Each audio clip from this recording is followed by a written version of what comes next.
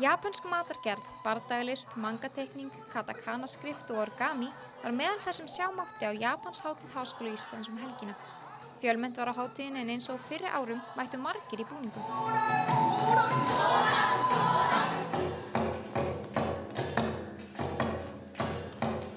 Eru búin að lengja að skipuleggja búningana?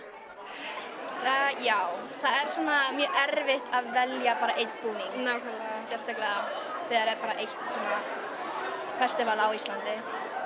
Hvaða karakterir eru þið? Eru þið úr ykkur sérstaklega seríu eða? Við erum frá seríunni Boku no Hero Academia sem japansk sería.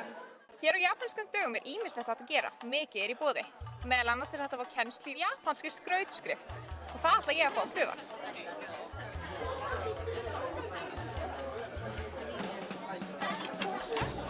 Þetta er rosa.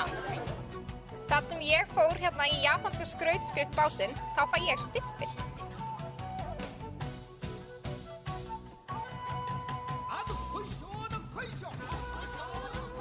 Börn voru ekki undanskilin á hátíðinni, en þau gátu meðal annars fengið kennslu í origami, leikið að hefðbundnum japanskum leikföngum og hlustað á japanskar þjóðsögur. Ýmislegt girnilegt var á boðstólnum á kaffihúsi hátíðarinnar, þar sem hátíðargestir fengu tækifæri til að setjast niður og slaka á. Hér á Manga Tea House boðið upp á grænt japanskt te, sushi og mochi bollur. Svo þetta að lesa manga.